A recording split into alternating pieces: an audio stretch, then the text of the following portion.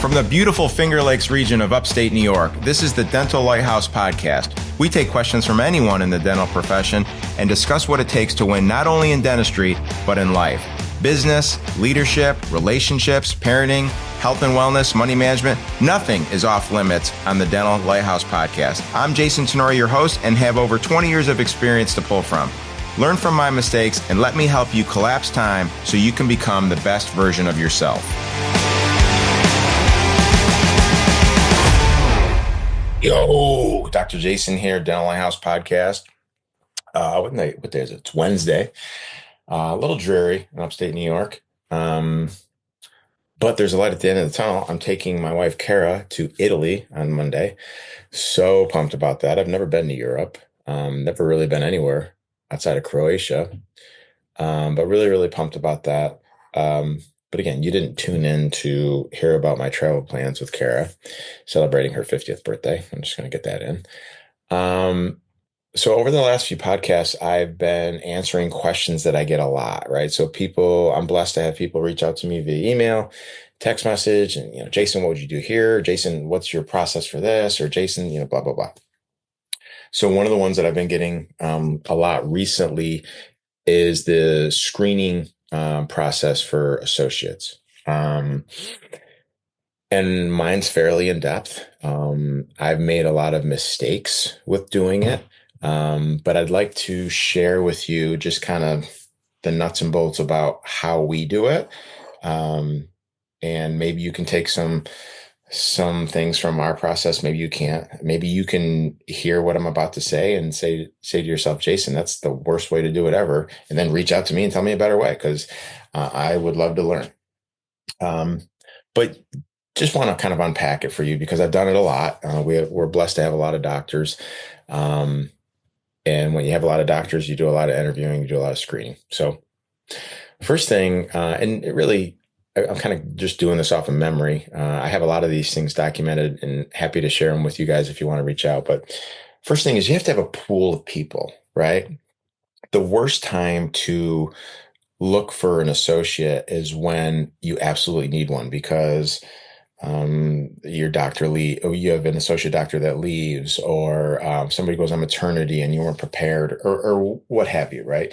So I'm constantly, as the CEO, as the clinical director, and I actually wear the HR hat when it comes to doctors, and I'll probably hand that responsibility off here in the next year or so. But you need to have a pool of applicants. So, or I don't even want to call them applicants, but like relationships, right? Like I think it's important to have both, have people that are applying and relationships that you're in the process of cultivating. So how do you do that? Well, the basic stuff, right? You post jobs on Indeed, and we use Viva HR, and you develop a relationship with someone like Paul Goodman from Dental Nachos, who has a really good associate recruiting platform. I think it's called Dentist Job Connect, but he's actually helped me a couple times with associates. You hire some headhunters. There's two types of headhunters. Headhunters you pay ahead of time, and headhunters you pay after the doctor's placed. And we can have a conversation offline on who I've had better success with, but just have a lot of these levers in place, right? You don't want to put all your eggs in one basket. You don't want to be like, well, I'm just going to post an ad in the local dental society, right? You should do that, but that should not be the only thing. So that's one way to try to generate a pool of applicants. Another way that has been very, very successful for me is to reach out to your organization, reach out to your team, and basically say, hey, we're going to be growing in the next year or so. And if you have a doctor that you've ever worked with in the past that you think could be a good fit, then I would love an introduction. Like, I don't care if they're super happy. I don't care if they're an owner. If you feel that they would be a good fit, if you feel that they are in line with what we're trying to do, then please send me their contact information so I can introduce myself, right? So I've done that for years, and it's led to a Google spreadsheet of a lot of doctors. And I reach out to these doctors on a regular basis just to serve them in any capacity, right? So it'll start off with, hey, I got your information from blah, blah, blah. Wondering if you want to have coffee, hop on a Zoom, see what your aspirations are, stuff like that. And again, it's kind of like sales, right? So some people will not respond, some people will. But you end up developing relationships, albeit maybe via text message with these people. And you're constantly like, from a servant's heart, you're constantly saying, how can I help this person? How can I serve this person? How can how can I sow some seeds and then ultimately reap what I sow?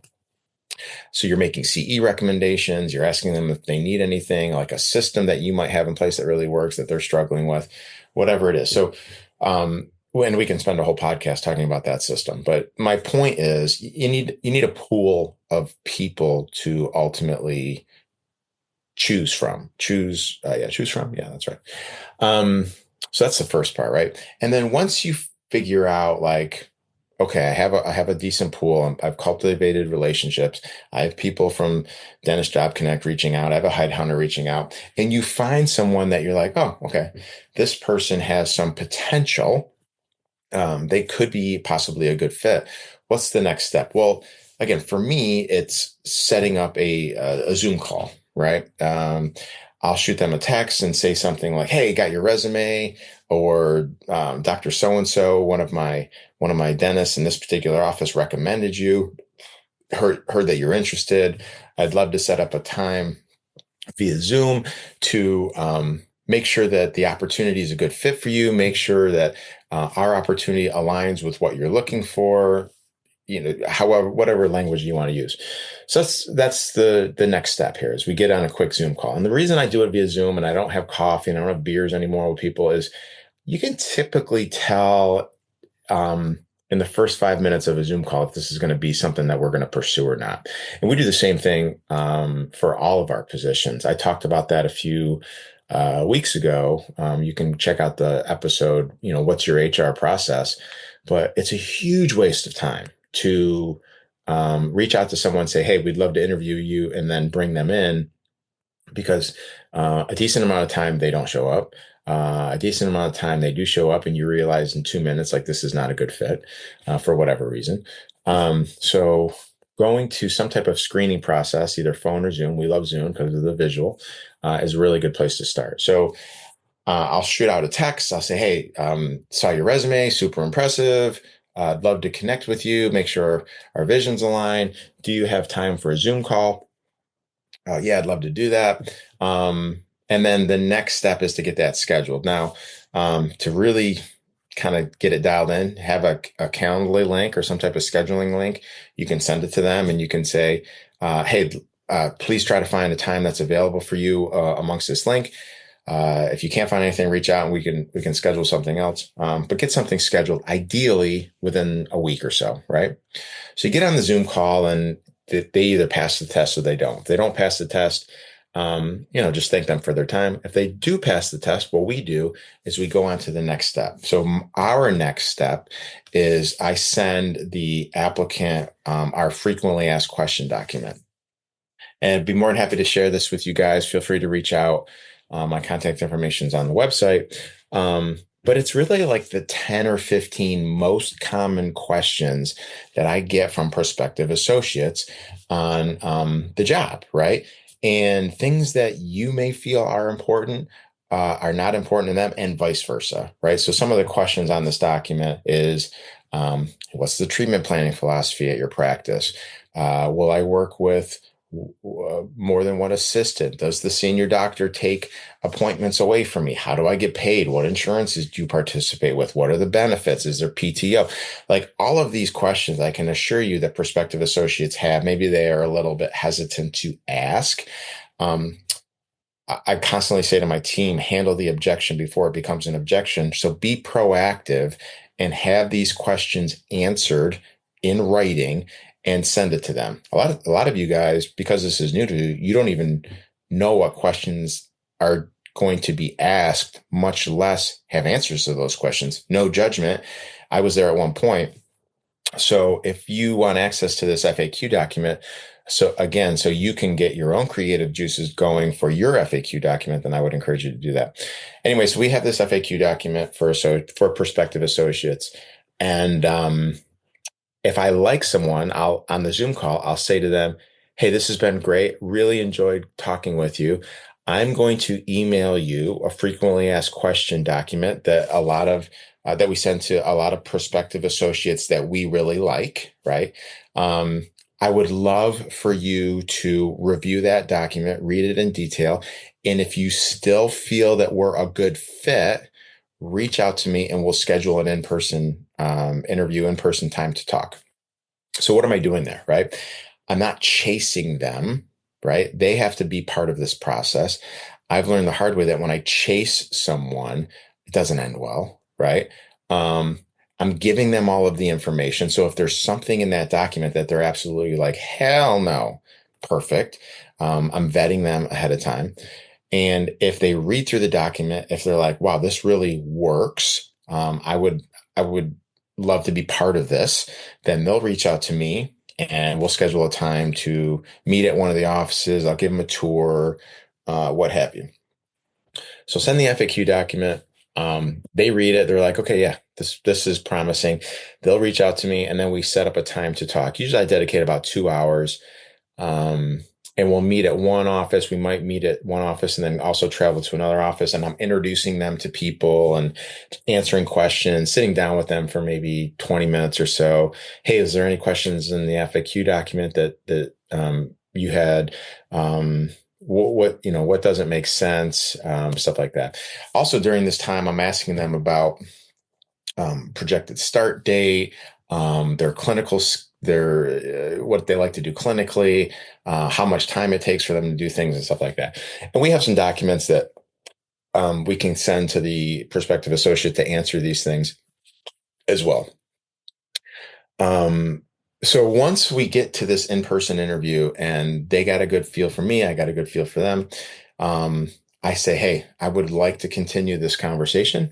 I'm going to send you what we call a pre-contract, right? So the pre-contract is a 2-page, fully customizable document that we send to them that, and I'm trying to use this language correctly, that really gets down on paper everything that we've talked about. Because, through emails, through text messages, through the Zoom call, through the in-person interview, you've talked about a lot of things, right? What have you talked about? Well, you've talked about the days that they want to work, the procedures that they do, how they want to be compensated, what benefits are important to them, what benefits are not important to them. All of these things are just kind of out there in the open, right? Start date, office that they want to work in, all of these things, right? So just because they've been spoken out into the world doesn't necessarily mean that you remember what they say, that they remembered what they said. So this pre-contract document is meant to get everything down on in writing, right?